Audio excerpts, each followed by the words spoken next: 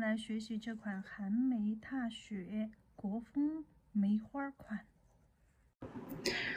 哎，对，有点糊。我们用这种长直梯的这种甲片，然后呢，把这个豆黄色放到甲面上去。整个甲面上，你可以大面积的先把颜色点拍上去，哎，刷一下，扒拉一下。整个甲面不需要考虑太均匀，也不要把整个甲面刷满了啊。然后就是用笔把边缘上的过渡一下，后缘指尖呀这些你可以留一点白。好，甲沟两侧啊这些带一带。然后后缘啊这些薄薄的过一遍，那有些时候这些地方不用刷满，搂一点，留一点这种镂空出来，那就是这种效果啊，就感觉没刷匀的这种效果。好，非常好，就是这种感觉。那带一下周边色块周边，先刷上去，再用笔给它带一下色块周边，就拉出那种颜色胶之间有那种拖拽的感觉啊，但是又不明显，就会很绵密的那种状态。好，这个底色做完了之后，拿去照灯。然后我刚刚还涂了一颗，这就是照完灯之后的一个状态啊。照完灯之后啊，这个颜色照完灯之后，我们要去给它做一点点那种晕染的效果，需要用到白色的胶啊，白色的甲油胶。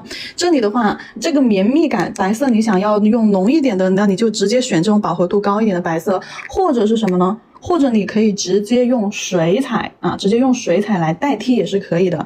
我们考虑一下，让我考虑1秒，到底是用水彩？哎，用水彩。好，那就直接磨砂封层整甲全涂啊，水彩磨砂直接整甲全涂。整甲全涂去做隔层，等一下用白色去做晕染。当然，如果说用甲油胶的话，出来的效果会绵密很多。这里的话，我给大家演示2颗不同的，一颗的话是用水彩去做的，然后另外一颗的话是用胶去做的。那胶去做的话，它就有一定的厚度，一定的一些那种就是胶体之间缠绕的那种肌理感。好，这个是要做水彩的，水彩磨砂整甲全涂，照灯60秒。然后这颗底色也照完了，然后这颗我们去把它做甲油胶的一个效果。2种给大家演示2种状态，你们喜欢哪种就用哪一种啊。我这里的话是给大家展示更多的手法。好，然后如果说要用到甲油胶，我要去做一种非常绵密的空气晕染的话，会需要一个胶去辅助啊，底胶或者是加固胶去辅助。底胶的话，它的晕染性、底胶的扩散性比加固胶会好很多。就是胶体的扩散性的话，是底胶一般的色胶放到底胶里面，它散开的速度会偏快一些；放到加固胶里面，它散开的速度它会散开，但是速度会比底胶的慢一些。然后呢，就是镶嵌感会更重一点，因为加固会比底胶厚一点、绵稠一点。然后封层的话大多数的封层是不具备扩散性的，它是聚拢性，所以说色胶放在封层里面，它是不会扩散开它反而是聚拢的。所以说，如果说要做一种晕染感的话，我们可以用底胶或者是加固。我这里选用的是底胶啊，底胶整甲全涂，薄薄的整甲全涂一层。底胶加固这些都行，或者是你甚至是那个光疗模型胶就延长胶这些都可以。好，刷一层底胶，不照灯。白色甲油胶准备好，白色甲油胶可以是罐装，可以是瓶装，但是尽量用稀一点的，不要用膏体状的白色甲油胶不要用膏体状的，尽量去找那种稍微就是说流动性一点的，比如说像这种，它不是固态膏体状的。然后呢，还有就是或者是瓶装的瓶装甲油胶的白色最好瓶装甲油胶的白色，因为胶越稀，它就是流动性越好，胶越稠，它的一个对吧流动性就越差。如果说是像这种胶体，我给你们看，这种就是膏状的胶体，这种膏状的胶体如果说让它跟工人胶自主的去就说扩散的话，那就根本扩散不了，因为它是零流动的胶体。所以说就不要用那种稍微带一点流动性的。好，笔上圆头笔，润完笔之后取好，底胶没有照灯笔上取了少量的一个白色，然后把笔放平，轻轻的放上去，对，好，微微的放上去，让底胶和白色甲油胶产生一个接触，然后笔放平，轻轻的去拽动它。拽的是啥呢？拽的是底胶和白色彩绘胶。笔尽量不要在甲面上去压笔刷笔只接触到了底胶那里。好，就打着这种圈圈在上面这样打着圈圈，走着 C 弧，走着 S 型去绕出这种烟雾云层的感觉。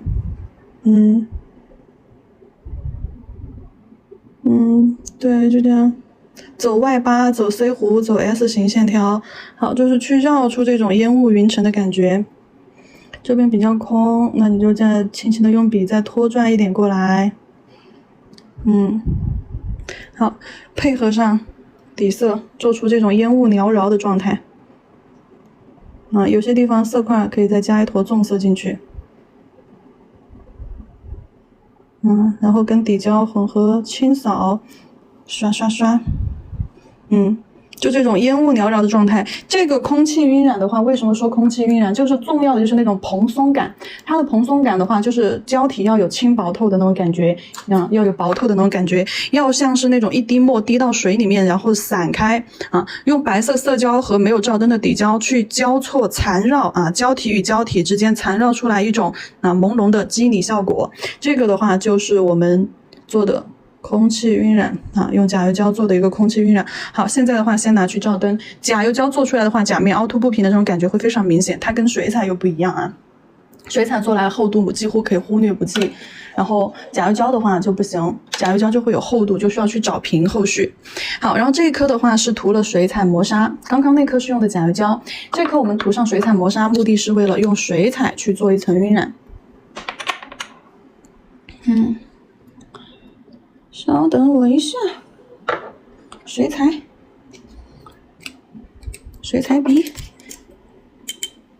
白色水彩，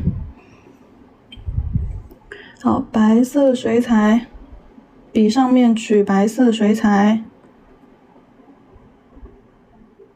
好，取完之后，就你想要在哪里晕就在哪里晕就加个色块在这儿，对吧？好，然后对，带一些到其他地方去。那就色块就随便加咯，然后轻笔控水，对吧？轻笔控水变成一根水笔，然后就轻轻的揉带一下色块的边缘，打圈，用揉边技法，去做出像甲油胶一样这种交错缠绕的肌理纹路。但是因为胶体和水彩又不太一样，所以说我们去揉出来的这个效果肯定跟甲油胶胶与胶之间缠绕出来的效果是不一样的。好。轻轻的把它的色块边缘雾化掉，拍散开，然后打圈圈将颜色带走，带到空白的地方去。好，让它在那个地方扎根儿。然后揉带的过程当中，颜色的深浅浓度变化以及一些肌理，它会自然形成水彩就会自然形成，就不需要我们太多的去就是说去控制它，只需要稍微你就要知道哪个地方往哪个地方走，往哪个地方带，颜色深浅浓度的变化稍微控制一下就好了。水彩的话，它干了之后，颜色干了之后，它自己沉淀出来的那种肌理纹路是自然形成的，用笔勾画不出来的。所以说它最大的优势的话就是随机性，比甲油胶的话更好操控一些。好，再加一点深色在中间，就这样走，混在里面。你看，其实就这样也好看了。然后这一颗水彩干了之后，它沉淀出来的这个状态完全就是随机的，靠天意就没有办法去掌控。那你能掌控的只有它的一个色块以及纹路的走势、走向、颜色的深浅虚实。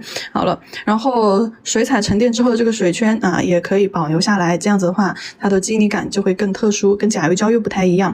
然后等水彩完全干透，像这种有反光面就必须要等一下等甲面的水彩完全干透了，我们才去进行后面的一个操作。然后水彩有一个必须要注意的点。就是棉片加上清洁水或者是酒精不能让水彩在周边形成包边，要把甲侧面、指尖这些地方擦一擦，不要让水彩流到甲沟缝里面或者是后缘里面去了不要让水彩包到边，跟磨净粉的原理是一样的不能包边，把包边的位置留给底胶去。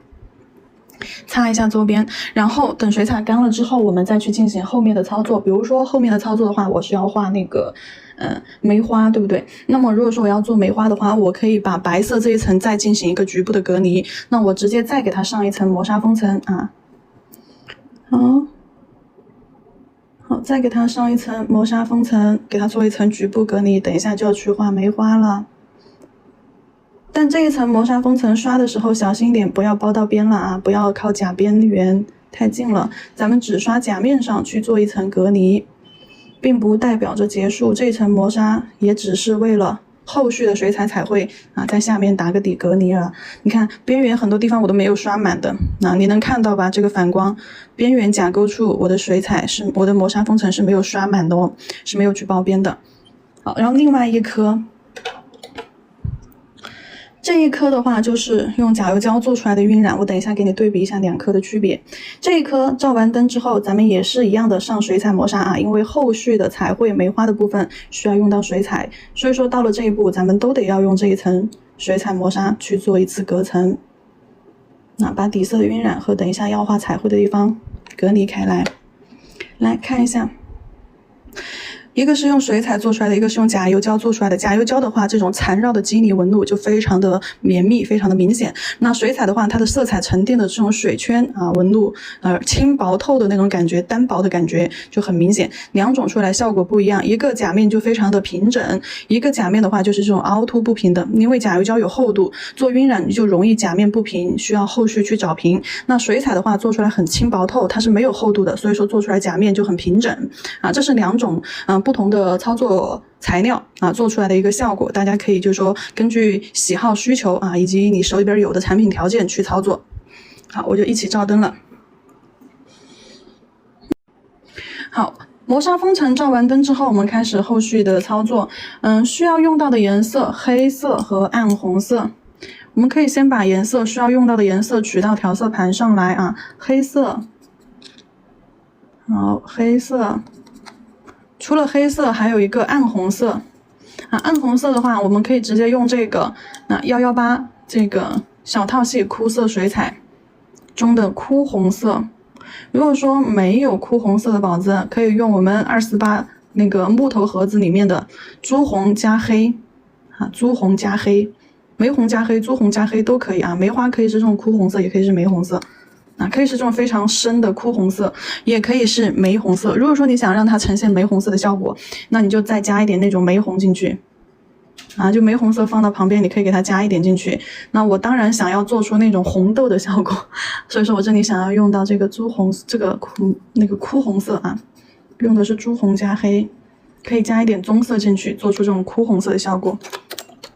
啊，我的戒指断掉了。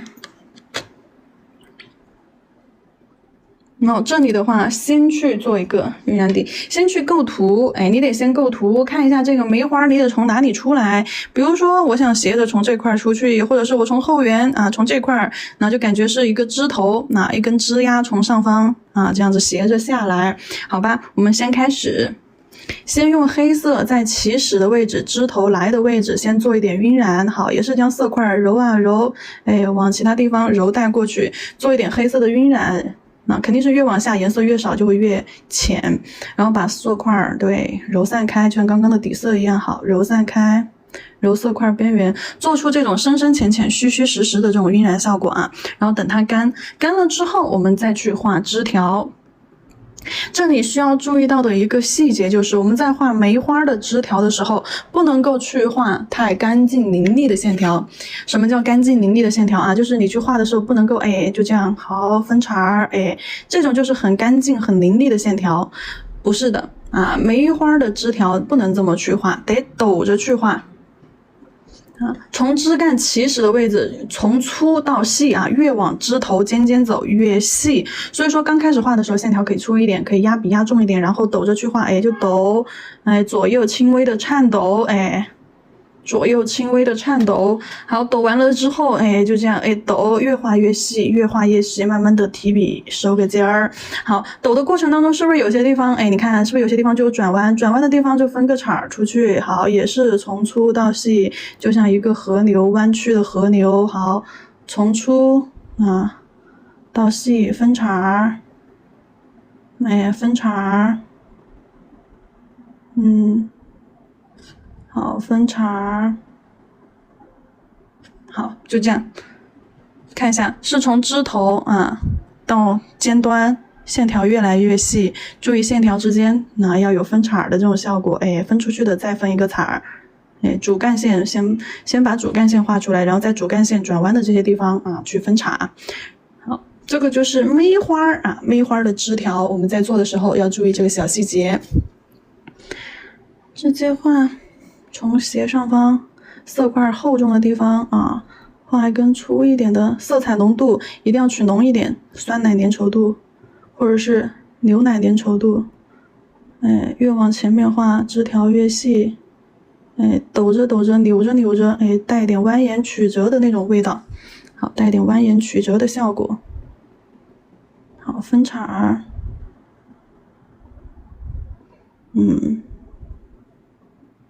好，分叉儿。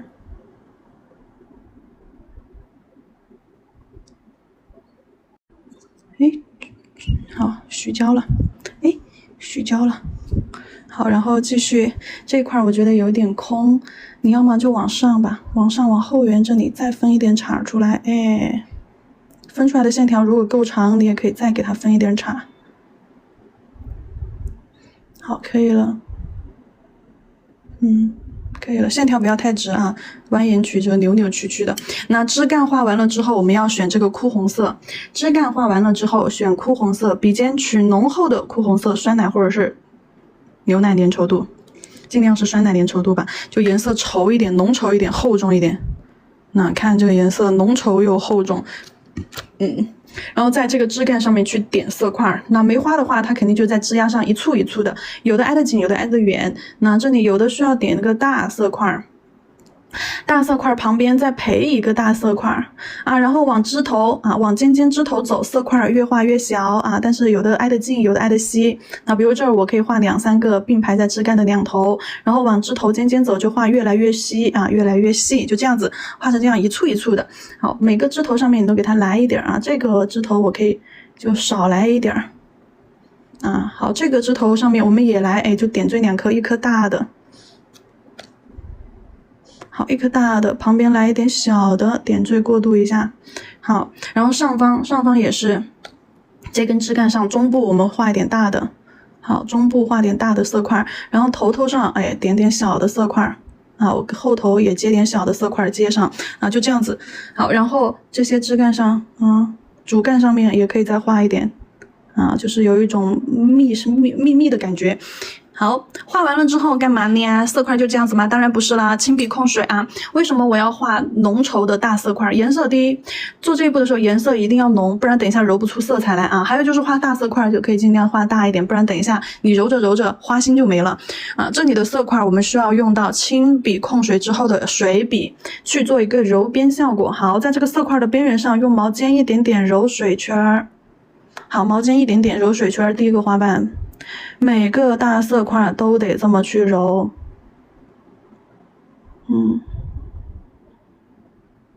好，每个大色块都得这么去揉，就在颜色的边边揉，不要接触到颜色的中间，你要给它留花心的。好，揉完了之后再揉第2瓣，擦一下啊，洗一下毛尖，擦一下，控一下水，对，不然的话到时候颜色就脏混了。好，然后在色块的旁边再揉一个。揉啊揉啊，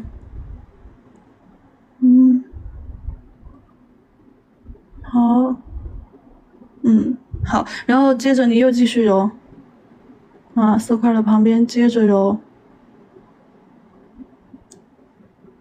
啊，有的可以给它揉4个花瓣，有的揉3个花瓣，有的能揉5个揉5个，尽量就是说你不用完全，比如说每一个色块都得揉出5个花瓣来，你只要把它的那种感觉做出来了，对，就蓬松的那种花瓣的感觉，紧凑紧簇的那种感觉揉出来了就好了啊，不是说你非得去把花型巩固的非常漂亮很自然，不是的，咱们走的就是一个形式。花心点一下，揉完了之后没花心的话，不小心揉没了的话点一下。那大色块揉完了，你的小色块留在上面适当的揉一揉就行了。有一些色块也有大的小的，那就有一些大色块可以适当的揉一揉。对，就感觉好像开了一点点的小花苞啊，没开完，就花瓣刚刚撑开。然后小的这些色块就不要揉了啊，是花骨朵儿。如果觉得太稀疏的话，周围可以再加一点，对。好，差不多。那接下来进行后续的部分。如果说你想让它再精致一点的话，我们花可以给它，就是说，你可以给它加一点花心啊，可以用那种黄颜色，杏黄啊，杏黄或者是鹅黄、杏黄、鹅黄这些颜色不要用橘色啊，橘色的话是透色，点不上去的，可以用杏黄或者是鹅黄这种颜色，就具备一定遮盖力的这种色。给它在花心处点一点小点儿，哎，就是说点缀一点，你能点上你就点上。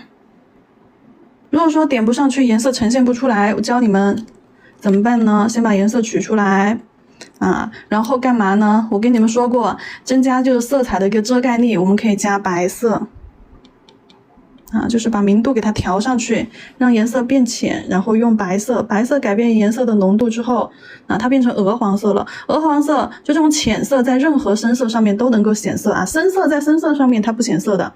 比如说你黑色上面画一个墨蓝色、枯红色，它可能不怎么显色，但你黑色画个白色，黑色上面点个白色，它就会很明显。所以说浅色啊，浅色点到任何颜色上面去，它都非常的明显的。所以这里用白色把这个鹅黄调的浅一点。为什么不直接用白色？因为等一下我们要画雪。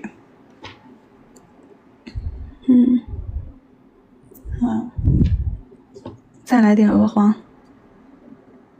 等一下要画雪，我怕跟那个花心的点点融合的太相近了。对，花心，哎呦，点粗了，轻轻的点3个点儿，2个点儿啊，在中间这个色块的周边啊，点一点小花蕊，